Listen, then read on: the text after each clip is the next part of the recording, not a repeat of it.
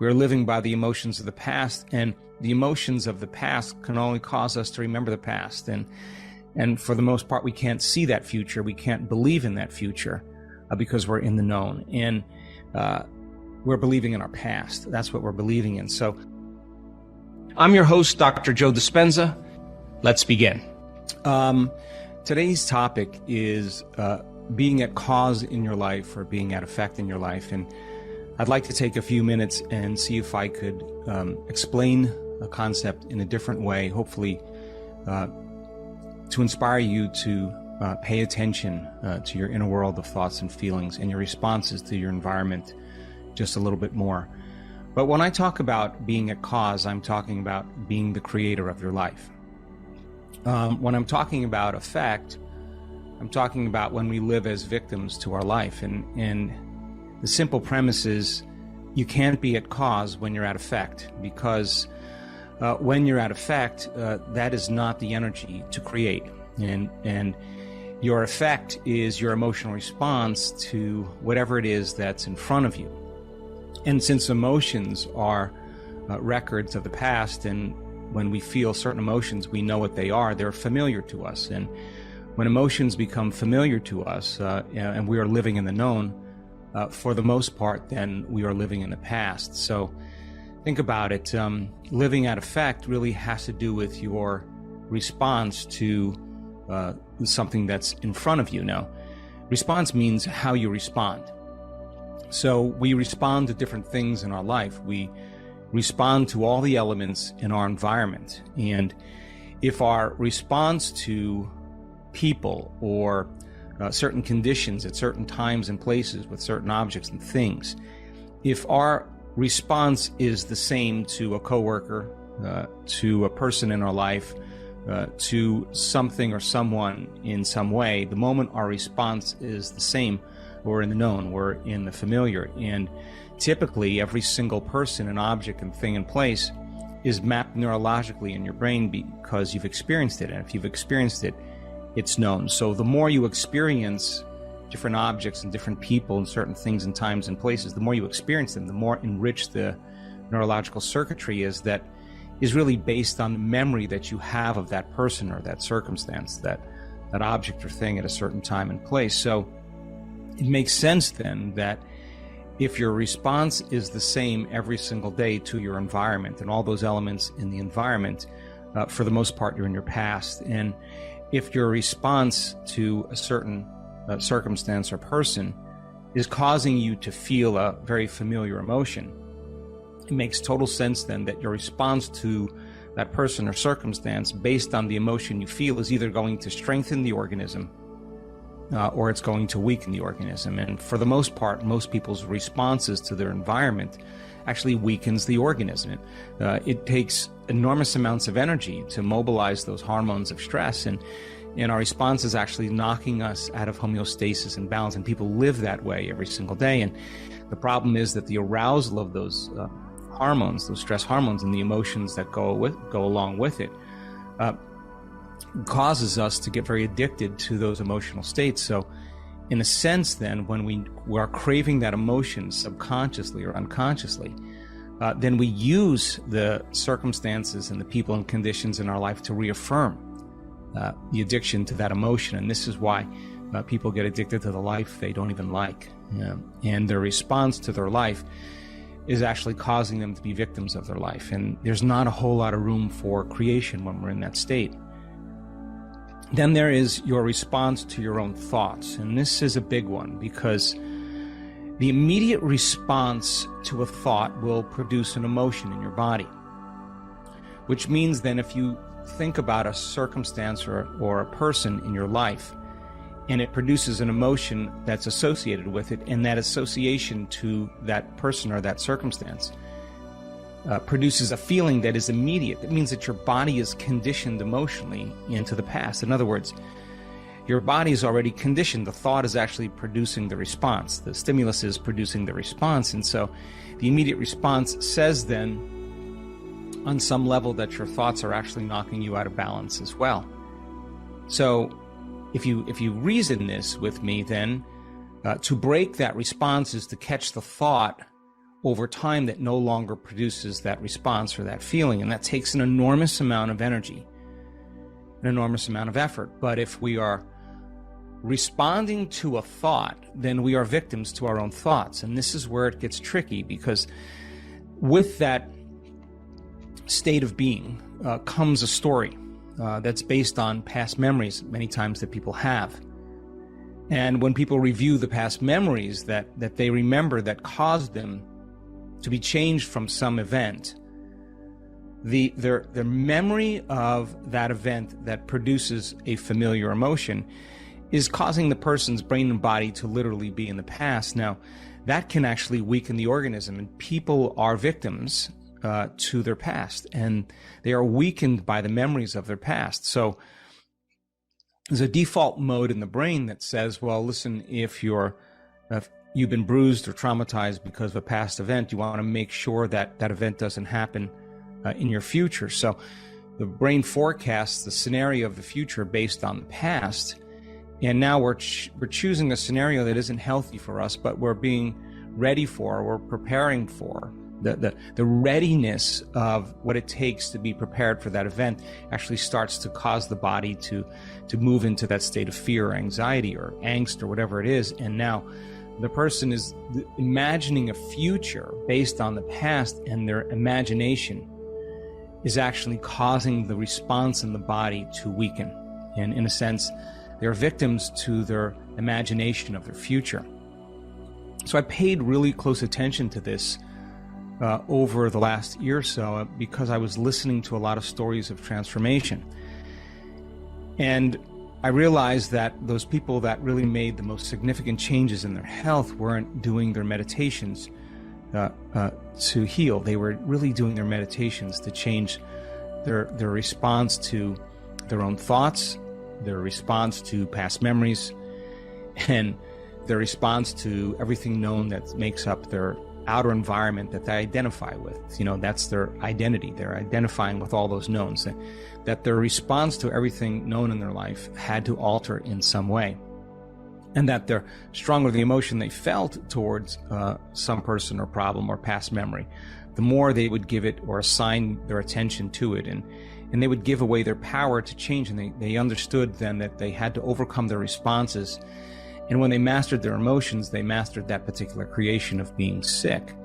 And it's fundamental, because it was the unlearning process, in the process of doing their meditations to change, that actually freed their body from the emotions of the past. And that liberation of energy is called health.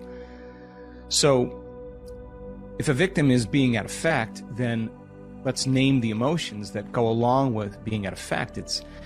It's easy to see that when people are victimized, they're suffering, they're in pain, they have sadness, they have self-pity, they have hopelessness, they have powerlessness, they feel shame, they feel unworthiness, they live in fear, they live in lack, they live in anxiety, they live in depression. That's at effect of those three elements we just discussed. And so these emotions do not create new experiences. They cannot. Because they are the residue of the past. They are the energy of the past. And so by the same means, a person can have a response to the environment that causes them to get angry and to get frustrated, to get impatient, to get forceful, to get controlling, to get competitive, to fight and compete in a selfish way. And in some level, when we mismanage the energy that's related to this center, we feel entitled and important, and the response to the environment in the same way is actually weakening the organism as well. So it makes sense then that if you're doing your meditation every day and you want to be at cause, and you really have to work in your meditation to get to be at cause, and that's part of the work. And then your responses to your own thoughts, to the people in your life, to the circumstances in your outer environment, and to your past memories in your day is the same, then it makes sense then that the remainder of your day, you're back to your past again. You're living in your past. You're living in the known. You're living in the familiar. And for the most part, nothing new could happen in your life. And so the incremental responses that we have to those elements causes us literally to forget, and over time go unconscious and live in those automatic programs that keep us as that same personality. Now, why is this important? Because if 95% of who we are is programmed in thought, in behavior, and conditioned emotionally, then the unlearning process is the major process. It's breaking the stimulus and response that causes us to default immediately back to the victim in our life. And the cost is when we respond in the same way, we lose our vision of the future. And it makes sense. Why do we lose that vision of the future? Because we're living by the emotions of the past, and the emotions of the past can only cause us to remember the past. And for the most part, we can't see that future. We can't believe in that future because we're in the known. And we're believing in our past. That's what we're believing in. So when I studied the people that were really having the biggest breakthroughs and the biggest changes, I realized that they weren't doing their meditation to heal. They were doing their meditation to continuously dip into that 95% of any of those programs that stood in the way between them and their personal health, or them and their new life that they wanted to create, or the mystical moment, whatever it was. And so by stepping into that process of staying conscious of your responses, the alternative is when we live by the past familiar feelings and emotions, we search for people that do the same. And this is where we get a lot of agreement for those emotions and the stories that we tell that go along with those past experiences. And the stories that people tell that are based on their past is really to excuse themselves for their current state of being. So they'll find another person who's doing the same, and they'll discuss past events that they have in common to understand where they presently are. And we exchange information, we exchange memories based on that energy or based on that emotion. And so the typical behaviors that go along when we are at effect of our life is we blame people, we complain a lot, we make excuses all the time, we feel sorry for ourselves, we gossip, we talk trash, we judge others. It makes so much sense then that those past events are actually causing us to weaken the organism, the response. And so the side effect of that, in living in that state, you would have to agree with me then, if you can't be at cause when you're at effect, then you're powerless. And you have no power to create, because all of your attention is driven by those emotions to assign attention to every one of those elements that we have in our life, or in our past, or the circuits in our brain that are thoughts that keep that response going. So the unconscious program of living as a victim in your life is giving your power away to change. And so these people, when they finally said, I'm going to do my meditation, and if anything, I'm going to change. And if I truly change the way I think, if I change the way I act, if I change the way I feel on a regular basis, and monitor my responses to those three things, the majority of their energy, and I want to be really clear on this, was dedicated to self-regulation. When they connected to the emotions of their heart, they were not doing it just to open their heart. They were actually trying to remember this feeling over and over again so they wouldn't forget it. Now this is very practical now. It's very instrumental, because their life is at stake, and they want to make sure that they can remember this feeling, because they want to keep remembering this feeling in their day so they don't respond in the same familiar way. Now, it becomes highly valuable for them to do that. It becomes really important for them to catch themselves when they emotionally respond to someone or something in their life, and practice shortening their own refractory period of their own emotional response. And if they can't shorten their emotional response, then with their eyes open, they would excuse themselves and get back into their heart again, or make an effort to change their state of being in some way, because the alternative is I'm back to the same emotional state, and that emotion is going to drive certain behaviors and certain thoughts, and for the most part I'll be in the past. So if they could shorten the refractory period of their emotional reactions, they would be demonstrating emotional intelligence. And it makes sense then that when they did their meditations and they wanted to review how they were going to behave on the Zoom call or interacting with certain people or certain conditions, it would be so important for them to really fundamentally rehearse in their mind how they were going to be. Now, this is no longer mental rehearsal to install the circuits in your brain. This is mental rehearsal to literally remind yourself how you're going to act when you open your eyes, because your life is at stake. And it's so much more important to be successful or victorious in getting your behaviors to match your intentions. You want to go unconscious and return back to the old self again. So then it makes sense then that if they're believing in their past when they're in their waking day more than they're believing in their future, it would make sense then that they'd have to change their belief. And that means that when they sat down and they decided what they did want to believe, they had to keep reviewing that belief over and over in their mind. They had to keep reminding themselves of that belief. And the act of reminding themselves, reproducing that same level of mind, is actually firing and wiring the circuits in their brain. So in a sense then, that could become the new voice in their head. In a sense, that could be their new talk, their own internal dialogue. But there's no magic there. They do that because the alternative is to believe in something else, and most of the things that they had done up until a certain point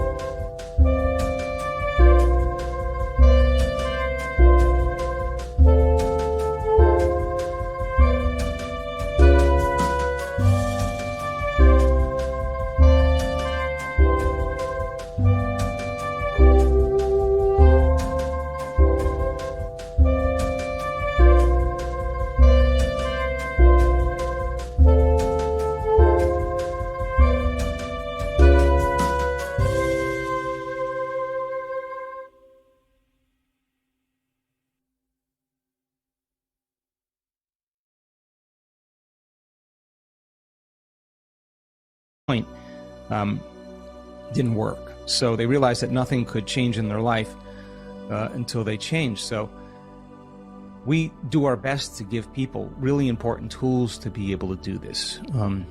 Taking a few minutes really and going against thousands of years of the program of living in survival, and having every reason in your life, valid or justified or not, to stop and open your heart goes against the animal program, the mammalian program. We're programmed for survival. So going contrary to those chemicals, when we're in that state, we don't want to give up those feelings. And if you don't want to give them up, then on some level, you must want them. And knowing that they're not good for you and holding on to them anyway is a sure sign of addiction. So you can shorten your emotional response by taking a break and opening your awareness to nothing.